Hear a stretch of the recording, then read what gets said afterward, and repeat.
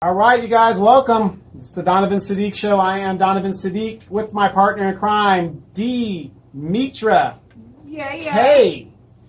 Local militant. Local militant. Local militant. Every neighborhood has one, and she happens to be ours. Oh, and she is doing what she's going to be doing. You guys, look, I'm telling you, you guys want to hear a great show. You guys check out Demetra Kaye on Facebook. She goes live at 3 o'clock Pacific Standard Time. And if you miss her, you can check her out on her YouTube page. And we'll get her out there. Beautiful girl. Her man is coming into town tomorrow. Yeah. So that means, when's he leaving? Sunday? No, he'll be here for about 2 weeks almost. 2 weeks? Almost 2 weeks. So that means you guys will be a week in bed. No, we do other things. Yeah, do other things. So I won't see you for a week. I'll be around. I'll be chilling. Well, maybe we can get Al on the show so we can get a man's perspective. I doubt it. What the hell's going on with the Houston Texans and why the Cowboys ain't kicking ass. He might talk about that kind of stuff. Yeah, that's what I thought. I'm gonna get him some way somehow. So and plus, so people can hear his country accent and stuff like that. So. But Al's a veteran and stuff like that. I want to see how everything's going and see if he gets upset by me bringing up his fight with the DA. And Okay. don't get him started. Right. What I want to talk about in this hour is we've been talking about, well, at least in my show, me and Dee have been going down to Hollywood. We've gone into syndication. We want to thank you guys that have helped us go into syndication. When we started this journey, who would have thought that would have happened? But if you get the Amazon Echo, and I'm pretty sure it's going to be on Google Home, and it's going to spread, you can just say, I want to hear the Donovan Saadiq Show. They will, the Echo will find it, and you will get the greatest episodes of the Donovan Saadiq Show and the DK Show and all kinds of stuff. And so we're in syndication, and I think that's a blessing, and that's great. So for all of those people that said, "Oh, look at him, he's crazy. Oh, that's dumb," or and I was a joke. The joke's on you now. So that's where we're at with that. So thank you guys again for listening and checking us out. But what I want to talk about is we've been going to Hollywood a lot. We went to go see the Regina King thing, got this great advice. Mm-hmm. And one of the greatest advices that she gave was, she said, dreams die in the comfort zone. In the comfort zone. Mm-hmm. Now, what does that mean?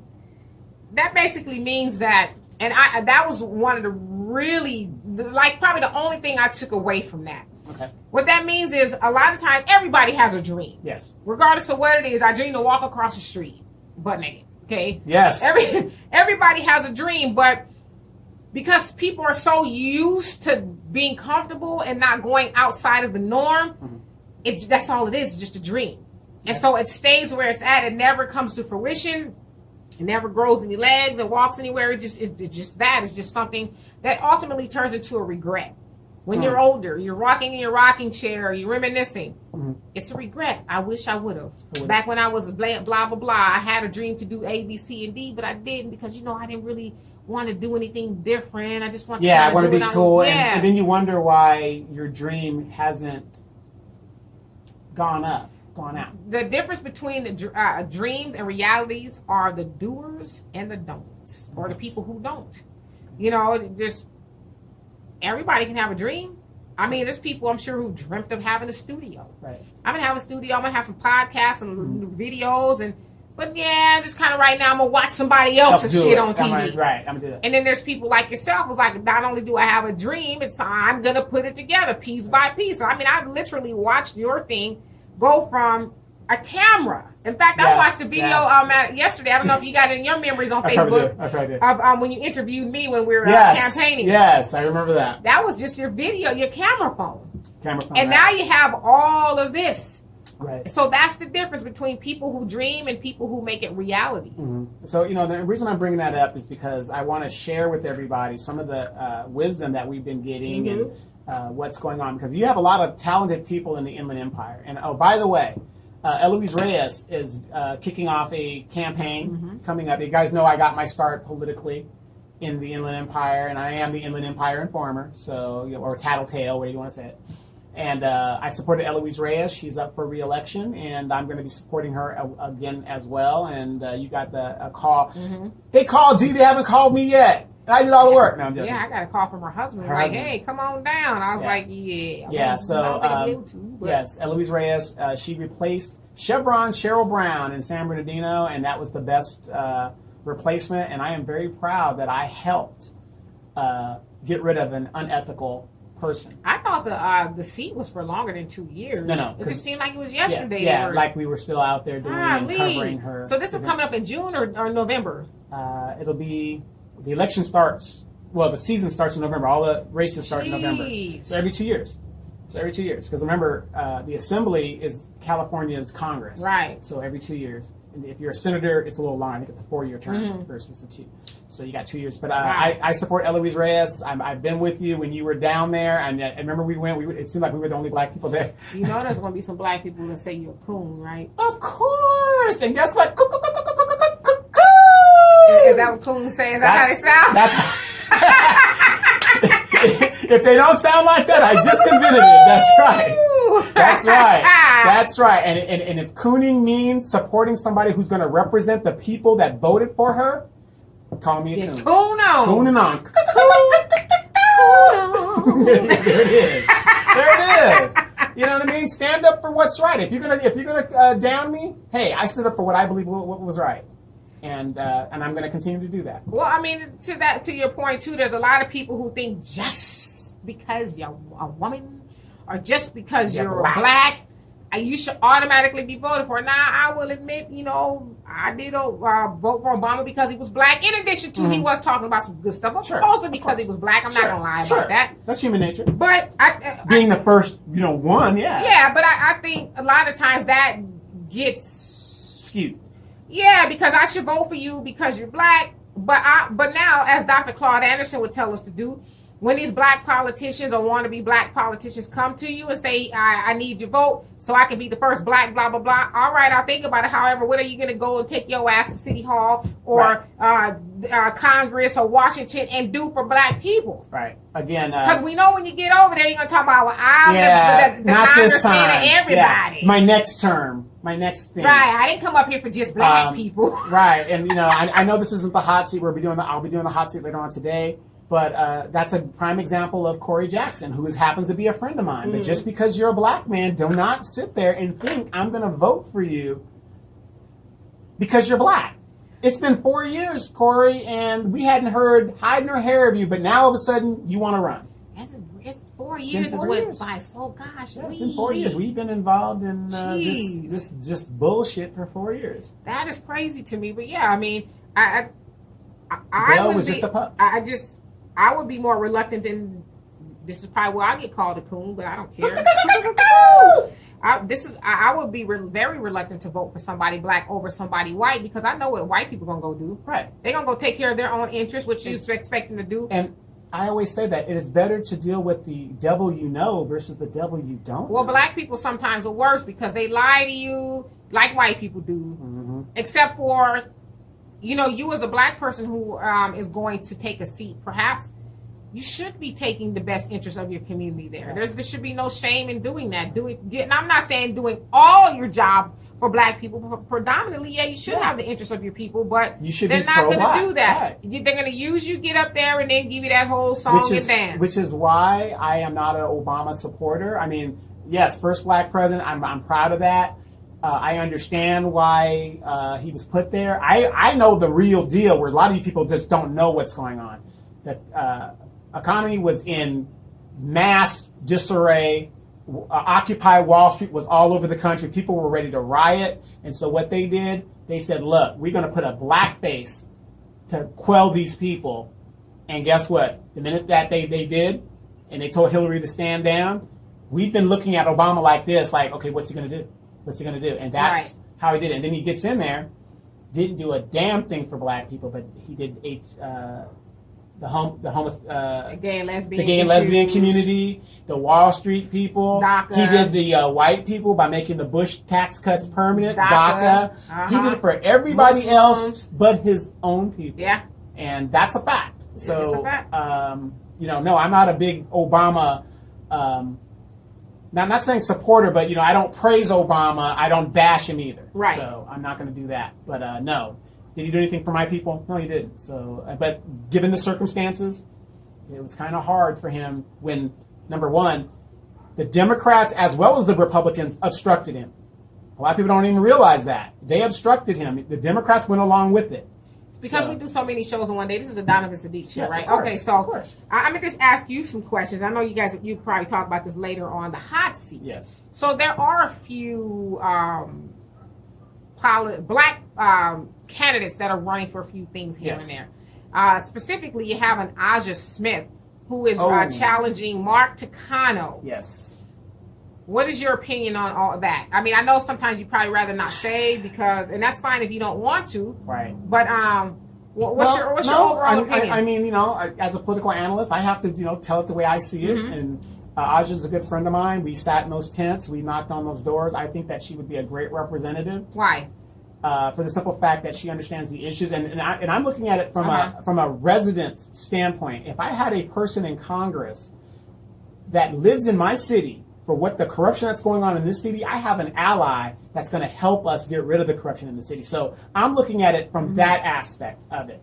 Now, however, okay, let me stop here because let me lead you. Sure. Because I know that is your friend. Yes. Okay, we're gonna role play here. Let's get your thespian. Sure. Or you want to be lesbian? Thespian. Okay. Thespian skills out. Okay. I'm a black woman, and you're trying to convince me of why I should vote for Aja Smith because I can vote for Aja. So why should I vote for her as a black woman? Are you living in this city? Well, it doesn't matter. She's she's doing the district, but the only thing that I can because I live in Riverside, so I can vote for her. Okay, right. You live in Riverside. Yeah. Now, why should you vote for over Mark Takano? Over Mark Takano. Yeah. Well, number one, I don't believe in professional politicians and lifetime politicians. You need to change and shake up the establishment. I believe you should vote for her. In that, I'm going to ask you this: what has Mark Takano done for you? He hasn't done anything for me. Right. So why not just change it up just to see what we can do? Well, I personally, and no shade to her, but I heard an interview that she did where I think it was because she's a Republican, right? Yeah, she's a Republican. Yeah, so it's a conservative. Not that I have anything against Republicans, but there's a conservative online something that did an interview with her, and basically the girl asked her about racism, basically alluding that it's not that bad, and she agreed. Okay. So now, I mean, I don't know how Aja identifies. I don't even know if she identifies as a black woman. I mean, I don't know. Maybe I should find out. Yeah. But just to kind of hear her, concede that fact that racism is basically not what it was, and that's concerning to me. Yeah, I heard that interview too. I don't happen to agree with that aspect of it. The only thing that I personally, like I said, I'm not on her campaign. I don't things like that. I think she has an insurmountable challenge because to run, you got to have a lot of money. Is she going to Washington to take up some of the issues that black people have? I don't know. I really don't know. I haven't. You've known her long enough to be able to speculate. I don't know. Like I said, one thing I do know about her is, she has her own agenda. She has her own mind. I don't know what her platform would be if she did get elected going to Washington, if it would be necessarily black this, black that, black that. I don't know that as of yet because, Corey Jackson. Corey Jackson lives in my city. He wants to be a council member. I don't see a platform for Corey. I mean, basically what I'm saying is for Corey Jackson, his platform is, I run a nonprofit that I live off of. That's his platform? That's the platform. That's what I get out of it. Because, okay, you run a nonprofit, but the nonprofit doesn't benefit everybody in the city. And the reason why I'm specifically asking you about these black candidates, since you have me on your show as a guest, as a black person who talks about black stuff. Yes. Is because the black constituents or black voters are really starting to wake up and just now realizing, a lot of us have already realized it, but more realizing that really we've just been used and duped. Of course. It's been going on for years. So we're a political football. Right, and so we're realizing that we're finally saying, nah, I get it. Well, Well, what have I been saying for the last 4 years trying to wake people up? If you have 30% of black people, a third of this city is controlled by black. Let's just say whatever. Let's say 50% of the voting public is black. We're such a political football that you have to take half of that 50% and cut it in half because half of us don't participate. So that's 25%. But we know that other half, just going with your numbers, has actually put candidates over Absolutely. the top. Absolutely. But that's what I'm saying. If you're running a campaign, any black vote that you have, any numbers that you get, skew that automatically in half. Now, if you're lucky and you can get people to turn, that's why Obama went over the top, because the black people that were not involved got involved. Yeah, a lot of those people have. And that's where those numbers came from. Right, have pandered to the black community. Right. And so, a lot of black people are really just starting to wake up and saying no more. Right. And Malcolm X said this in the 60s. The black vote is the determining vote absolutely of any election. Mm-hmm. And if they turn us off, and and that's what I hate about Hillary. I got my hot sauce, I got this, but the minute she lost, she's blaming black people. Not enough of them niggas came out and voted for me. What? Well, I don't know if I'm a nigga per se. On some days, it depends on who you ask. I voted for her because honestly, she was the lesser of two evils. It had nothing to do with that damn hot sauce in her bag. And she really did have the hot sauce in her damn bag. Yeah, no, but what I'm saying is, okay, people say, well, you shouldn't have voted for her.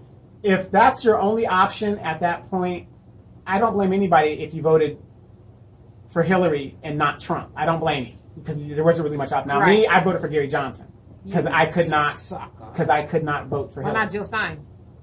I don't support women. Things that I didn't like her platform. I didn't support women. You don't in that support aspect. women? No. I support ethical women. Jill Stein, I just didn't. Well, honestly, I didn't know enough about either one of them. So Gary Johnson, I supported him, and he was a former congressman and things like that. So I kind of knew a little bit about his thing and whatever. So it's very sad that you have these candidates that are running. I think, for me, I would sell people, and all I can do for my friend is deal with the Moreno Valley aspect of it and being a veteran. I know she would go there to champion veterans issues in our area. What about black issues? I don't know. I couldn't tell you what she knows about black, because I don't know. I really don't about that. But as a veteran, I know she would champion those issues. And I know that with all the corruption in our city, and she lives in this city, it would be a paramount for her to get us help in what's going on here in Moreno Valley. Versus Mark Takano has just said, fuck it. I mean, I've actually been to a few of Mark Takano's meetings, specifically with the NAACP. They like to have him out for whatever reason, and it's just like watching paint dry. I'll be honest with you. I mean, the dude is... He just says what he needs to say, and he goes about his business. Exactly, and, they eat it up. They love it. They eat it up. He could be saying, you niggas ain't about shit. Yay! Pretty much, bet you by golly, wow, right. And then a room just erupts. And but then you have a progressive young black man or woman that is putting out issues that deal with our community with the NAACP, and they shout that person down.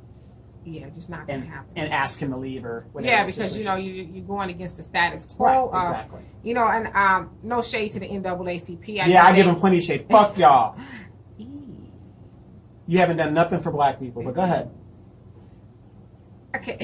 Led us down the wrong road, telling us who our leaders are. I would just like to say a cleaner version of what you said. Okay. In that, the NAACP, I think their philosophy has been and still is to get along within the system. Let's force our hand. Listen, we want to come eat hamburgers at your counter. Yeah, fuck John Lewis. Oh, God. At the restaurant counter. But how many more deaths does it take? Fuck you, John Lewis. You are on one today. No, fuck him.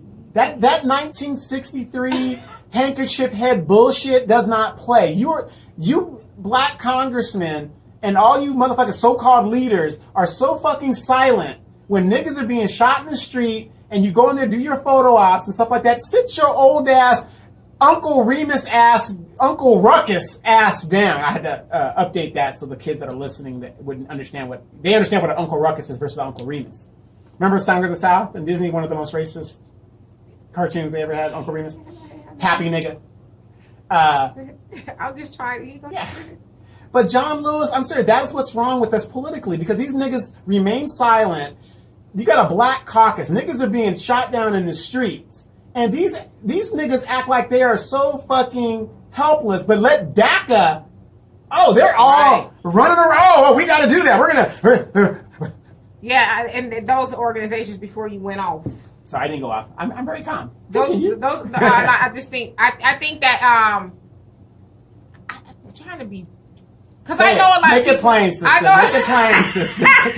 I know people within the organization. Yeah. Okay? So do I. Yeah. I got an aunt in the organization. I know you do, and she's going to whoop your ass when this is over. Nope. Matter of fact, 2 thumbs up. Two thumbs up. But I just think, those organizations like you said, they have stifled black people. They have. Even to this day, it's like turn the other cheek. The militancy of the black people. Let's try to go talk to them. No. And let's see why we can't shop in the store. Right. Like I said on the show on my show, ain't no way in hell I'm going to force you to make me eat in your restaurant. Because first of all, I don't know what you're doing back there to my food. Pissing in it. And I mean, why would I want to continue to shove my money down your throat? To me, it just seems like those organizations was okay and say, okay, listen, since 1909, we've been trying this approach, and it ain't working. So let's try something else. How about black people? We go establish our own stuff. Right. Now, that's a show for D. This is the Donovan Saadiq. Go ahead, brother. I can just drink my Right. Drink your tea. But what was I saying in regards to that? So I don't know what her platform is, but I can say personally that if I had to sell it, I'd have to say for veterans, she would be a champion for that, and as well as having somebody who will help us in this city of Moreno Valley get rid of the corruption and what has been going on, because she actually lives here. Maybe you should interview her one day and ask her what her platform is, what she plans to do for black the people. Election season hasn't actually kicked off yet until November. So once November comes up, we're going to get to that as things roll up. But what I want to talk about in regards to Hollywood is, we went with that thing and talking about dreams and how things, and there's a lot of talented people here in the Inland Empire. And that's another thing, like it goes back to the NAACP. You have people that are writers, actors, all these things. And what I found is you will lead a horse to water, but you can't make the horse drink. And I know there's a lot of talented young people. And the sad thing with our young people is they will rather just sit there and want you to bring them the fame and the fortune and what's going on. And I'll give you a good example. We just now went into syndication. Yeah, I'm very proud of that. I'm very proud of the accomplishments, how far we've come. Pastor Don is over the hill, okay, from where he started. He's old? Well, he's over the hill. He's there. But, it took us consistency and work. Absolutely. And I found that, when you ask young people to do certain things or certain tasks that they are supposedly talented in, they just think it's going to happen. They're just going to be famous like that. I'll put a tattoo in the middle of my forehead like Charles Manson, and I'll be famous too. Lil Wayne is a rapper. He's already there. You're not there yet.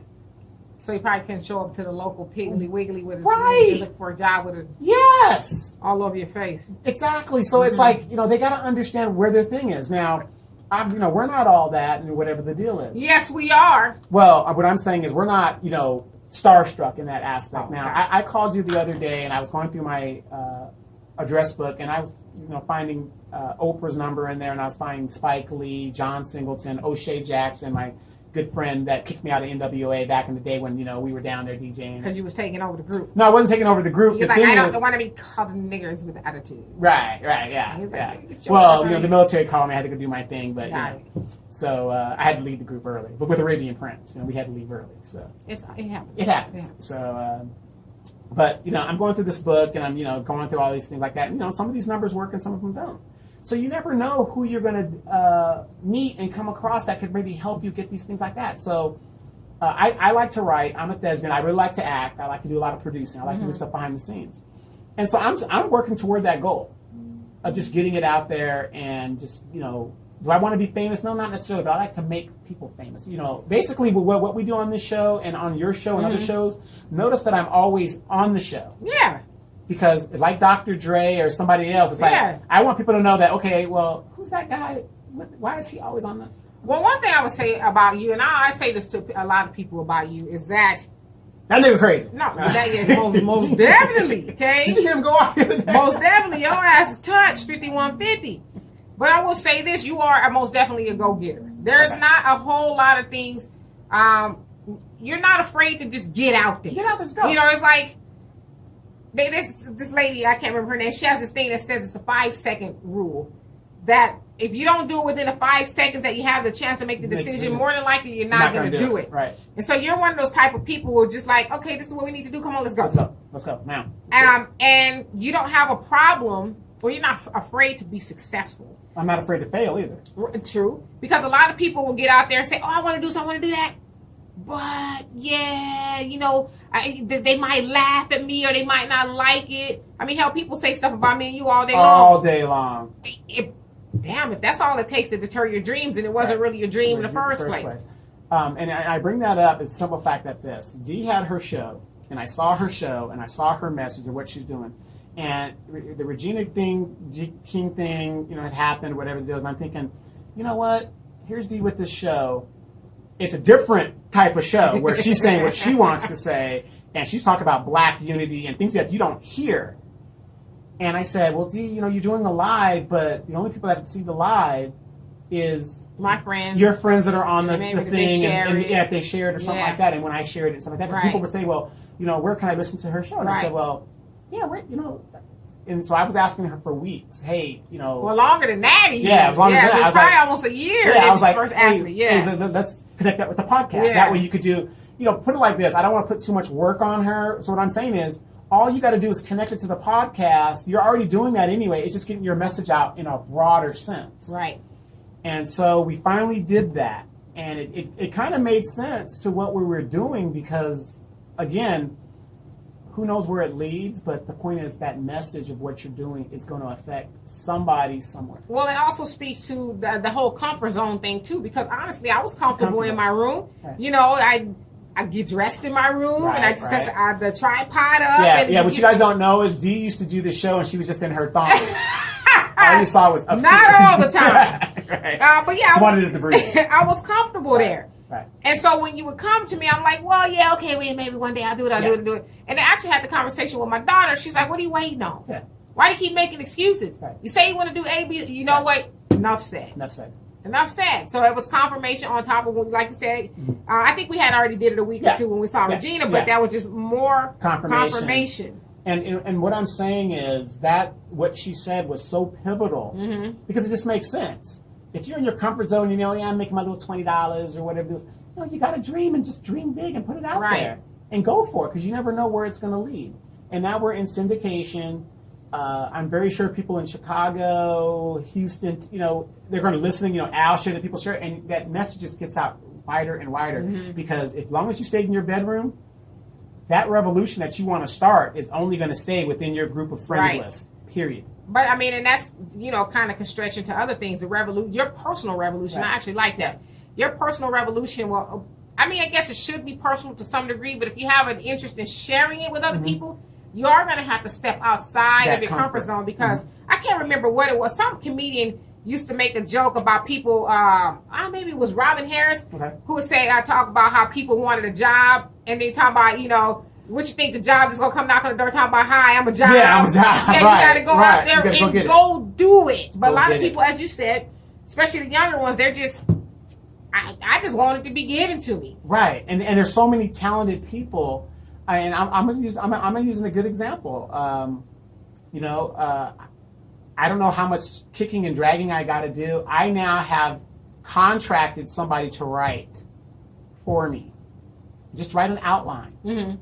Now, if that was me, I would have had that outline done within 2 to 3 days. Should you give me a couple dollars? I'll pay for you in 2 hours. But see, you're already where you want to be. I'm trying to embolden these younger people. You can't drag the unwilling. That's true. You can't make them drink the water once you take them. That's true. But what I'm saying is, with technology and media, I'm an older guy and I'm doing editing and I'm doing all this stuff. You could make your own shows. We made our own podcast. She made her own show. It could be done. You don't have to be out here begging people. So you got to work. You got to eat. You got to do what you got to do. We're doing what we got to do. But the point is, though, if I had a friend named Ray or Pookie or Donovan or whatever, and he said, well, hey, this guy's got a studio or a green screen. And let me see. Right now, he ain't charge you, but that's about the end. But wait. You know, we're all started together, right? You know, like Eazy-E, they're all from Compton. Right. Hey, we're all going to start together, you know, and do our thing, and you branch off, do your thing, whatever, and that's fine. Somebody's going to make it. The statistics are the odds of making it because you can make your own shows, write your own shows. I love writing and just, you know, writing outlines and ideas of what I can do because I looked at my address book and I said, you know what, Oprah probably doesn't give a damn or even remember me or whatever. We used to date back then. But I was her, you know. her sugar boo. Stebbin didn't know about me. I stayed out of That sounds like part of the script that somebody writes. Right, I'm writing it right You're now. acting it right now, okay? But my point is, it's just like what Regina said. You got 3 minutes. Even if you get her attention. That's 3 minutes is a long time. That's what I thought. So if you don't have a script ready, or let me get your email, or have your thing down. That's what I want to share with everybody. Get it. If you want to be famous and get into the entertainment business. Now, I want to get into the entertainment business, but I want to do it on my terms. That's why I do this show. You're well on your way. Right. I want to do the show, get things out. Like I said, we had people. Of course, they always curse me out, but they were talking about Dee. She didn't even know. Talk about. Yeah. Oh, look at her. You know, she thinks she all that. Blah blah. You need to do something different with your hair. Stuff like that. All of that. But if they're not talking about, and this is a person that was from nowhere in California. Yeah, I mean, but again, you know, you don't have if you trying to put yourself out there, you got to put yourself. You got to put yourself out there unapologetically, and to have some thick skin and laugh at that. To me, that was cute. Or you can do something better with your hair, or I take that because I know who I am. That doesn't affect me. Right, but how many views did we get on that video? Quite a bit. We got a lot of views. Quite a bit. Now remember, we're doing right now. You're doing a video which goes on YouTube. We're doing a podcast. And this goes on Facebook and all the other platforms. I mean, Google Plus and whatever. Right. So all kinds of people are seeing this, you know, from Pakistan or where these people are, India and stuff like that. So you got to really get out there and get your name. And when I walk around the Inland Empire, people recognize me from, oh, you're that guy that does that one show. You better start wearing bulletproof vests. Yeah, well, I do. Up in the club. Okay. You be up in Wincoast. Right. There he is. Yes. For those that don't know, the African-American young ladies do not like the Donovan Saadiq show because I talk about weave and all kinds of stuff that goes on that I do not like. You wouldn't talk about the damn weave, okay? Hey, now. On the Morlocks. Well, yeah, you see the video? Well, matter of fact, you want to know what a Morlock is? Let's take a look. That's a Morlock. And that's what we have. And that's what you look like to me. Because like I said, look at Dee. Beautiful. I mean, as a matter of fact, Al's at the airport right now. Early. Yeah. And that's another thing. You know what I'm saying, and I know we're joking and stuff a lot, like I said, and it's mostly for the podcast. But what I'm saying is, I'll read comments where people are just like thirsting over Dee, like, oh my God, that's an attractive woman. Oh my God, this is that. Now I've known this woman for over 30 years. Yeah, you know, the booty's still pretty much where it's at. You know, the breasts are a little, they're in the middle. They drop down a little bit, but you know, she had a baby and everything like that. System. But I'm telling you, all in all, after 30 years. Those genes in her family, she's still well put together. She's pretty much what she was. Well, thank you. She ain't hopping the fences like she used to. I use a lot of tape and glue. Yes. You know, and some people, they're blessed like that. A lot of smoke and mirrors. You know, and so, you know, my point on this show is, for the young people and the advice, I mean, we went down there, we saw Regina King, and we're meeting we were in Beverly Hills. And you got to put yourself in a position to be... That's true.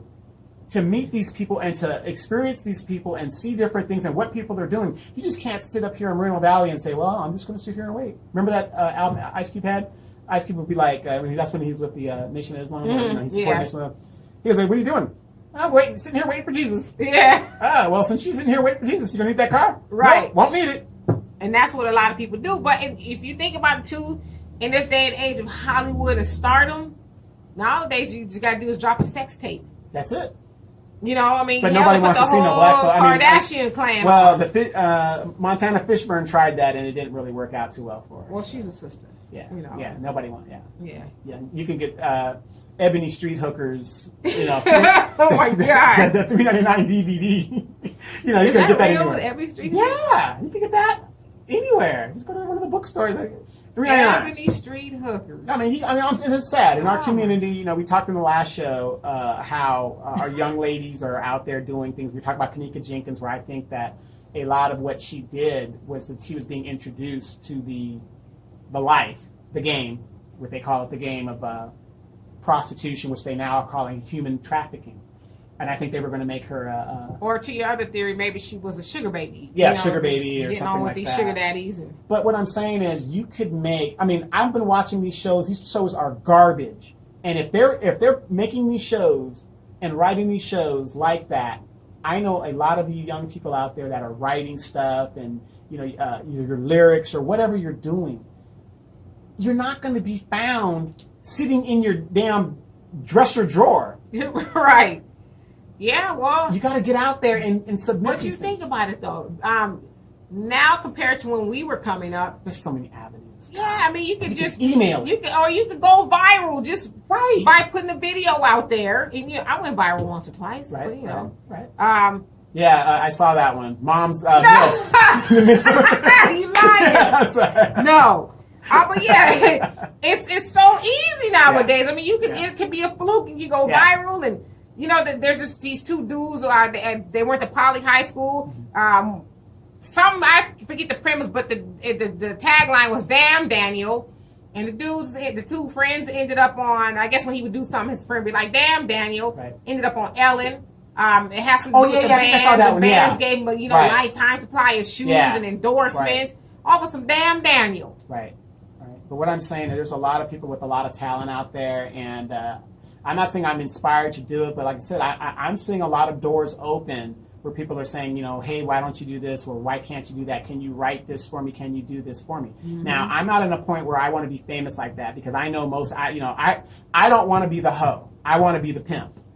Okay, and being the pimp is, like I said, people like Babyface. He writes the songs, he produces the songs, but he ain't on tour performing the songs. I saw somebody say that on my page not too long ago. Say, and there's two things in life: you're either gonna be pimping or hoeing. Right.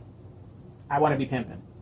So this is why if you see me on various shows, the reason why I'm on various shows is, let's say D's show gets picked up. He's pimping everybody, y'all. Yeah, that's basically what I'm doing, because we got the fishnets on. Yeah, because first thing, let's say D's show gets picked up on a radio broadcast. Not if. When it gets picked up, they're going to say, well, who's the guy in the video with you? He doesn't really say much or whatever else.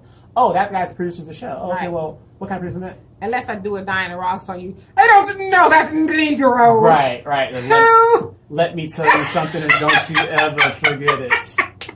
Success is nothing unless you have somebody you love to share it with. Right. There it is. Right. Hollywood, where are you at? Denzel's getting old. That might be your viral moment right there. Because I was convinced, like, ooh. Well, if you're on the radio, you're listening to the radio, yes. Yes, bitch, yes. You gotta get that. You gotta get that voice. Yes, bitch. Yes. Yes.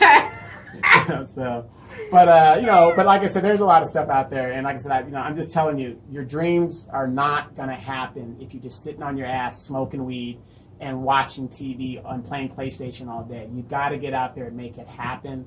You want to make a lot of money? I tell people, get into politics. You can make good money there. There's just so many avenues, but I'm just telling you, it's not going to come to you. The bottom line is, it's not going to come. You got to go get it. Anything you want is yours to go get. But again, a lot of people, especially young people, or maybe not even young people, because I see older people, they're under the impression that I'm not supposed to struggle. Life is not supposed to be this hard. And so then they give up, or they go, like, I have a master's. You have 11 degrees, bachelor's, and all of that. I could go get a job, although we know jobs are kind of scarce now. They're trying to pay you with a master's $14 an hour. And most of the good jobs are for white people, so they're for their people. So you're at a point to where either you do or you die for your damn self. Right. You got to make your opportunities, but people they won't. Right. I'm going to ask you this real quick. Movie review, black movie review. Okay. Recently, Stars finally got back to the Black Channel. So I'm going to start recording. But not say that. I'm going to start. I'm going to start reviewing. Yes. And for my personal use and backup movies for myself for my personal use, which is legal. Fair trade use and all fair that. use. Got it. The Black Channel movies on Star, because they had gotten rid of it for a while, and then it just popped back up, which is good. Recent black movie that's coming out. Please do not say Medea Boo. What would you recommend somebody to go see? That's what I was going to say. No, just wait. I'm going to say Pam Grier is 68 years old. Okay. Damn. Lives in Colorado. She has a ranch out there. She still looks good. I think she's a vegan and all of that. Yeah, she still looks good. Put on a little weight, but a very sexy woman. I've been watching a Pam Grier retrospective of some of the movies she's played in. And I just found out a movie that I want to check out. It's called The Twilight People. Have you seen that? I actually stumbled upon it today. Okay. It's one of her earlier movies. Okay. I think even before she blew up in blaxploitation. Right. Well, there's a movie called Big Mama, Big Sister, something like that. White Mama, Black Mama. And then there's one that caged women, The Arena, I think it's called, or something like that. But anyway, in my segment, what I want to do is, like I said, I'm a thespian and I love entertainment. I love movies.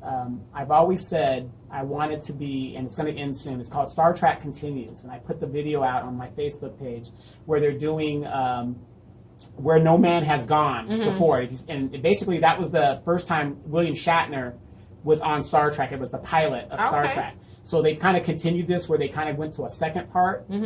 And I saw the first episode last night of this second continuation of it, and it goes back to what I'm saying. Star Trek Continues is a web episode show, and it has the very same premises as the original Star Trek. So who's producing it?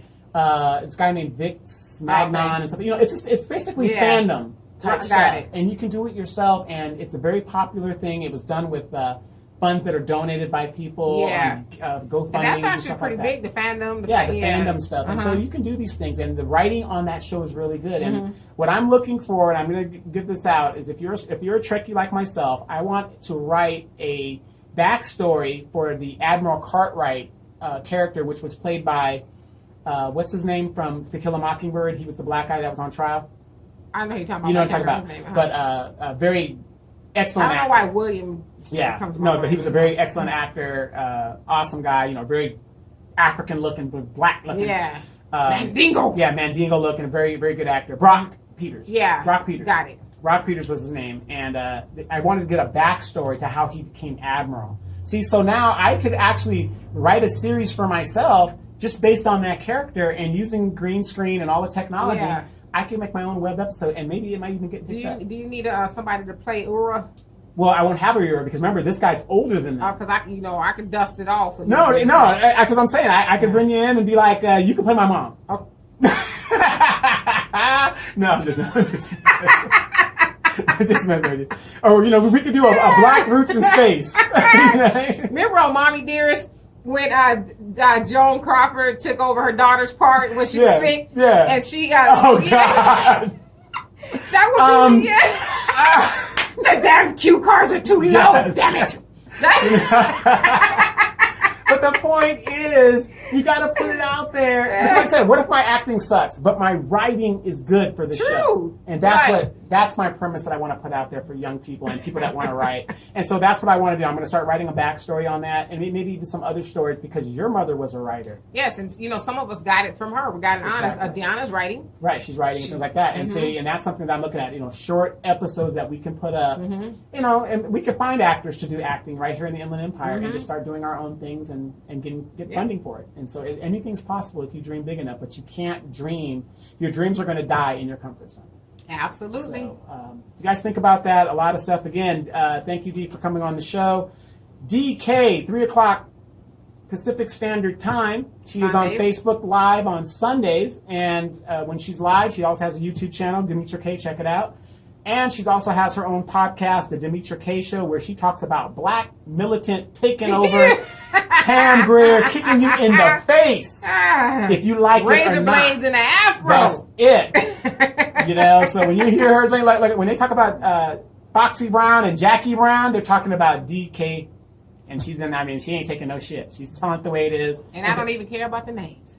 Taking ass and taking no names. No names. And she's just, she's just telling her truth. And if you don't like it, keep it on moving. So check that out. The Daryl Terrell Times. Daryl's still got his show going on as well. The Hot Seat Radio Show. We're going to do that later on this afternoon. This has been the Donovan Saadiq Show. I really thank you guys for tuning in. We're going to be doing big things, and I want you guys to check stuff out. But before we go, I'm going to give you a snip clip of the Star Trek episode that I'm talking about. You guys check it out. The quality, the production in this, it doesn't take a lot to do, and they did a really good job. And again, why aren't there enough Negroes in space? Are we all just Klingons? Scared of heights? Are we all just Klingons or what? Yeah, we clinging on to this planet, okay? Yeah. We ain't trying to go nowhere that far. Yeah, remember that cartoon? Remember that movie? It was a TV show, The Brothers in Space? Yeah. It was terrible. Of course, because ain't really no brothers going in space. Come on now. And remember Rickety Rocket, Saturday morning cartoon? Rickety Rocket last night. Anyway, they're very stereotypical stuff. But Hey, we thank you guys for tuning in. We appreciate it. We'll see you guys again next week because ready or not, here we come. Peace. Sir, galactic barrier dead ahead. Signal the Hawks talent. Full stop.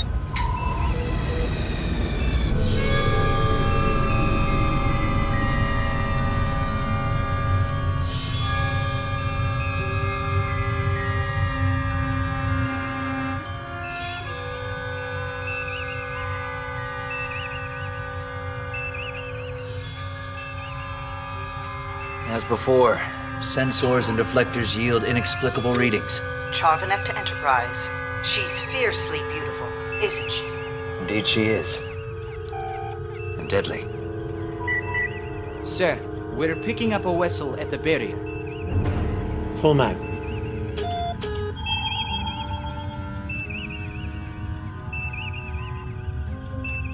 Identification confirmed. SS Halifax. Ship to ship. Hailing frequencies open.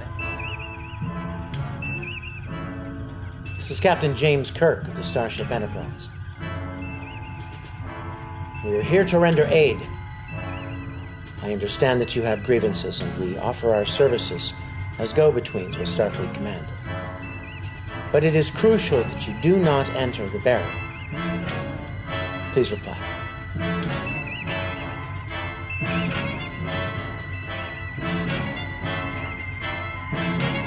Or anything? Just silence. There was no one aboard. Captain, we're detecting another ship nearby. A starship.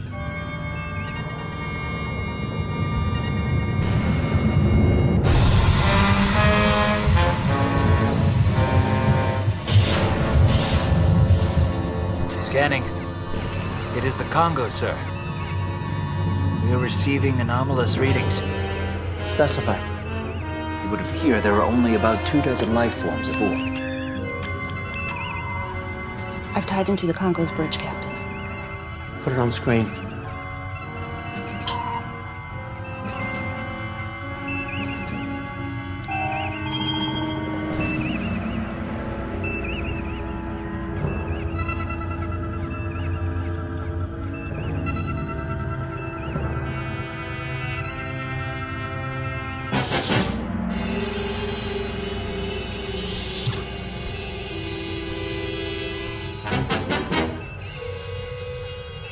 You're too late, Captain. Relinquish command, or the Enterprise will suffer the same fate as the Hood.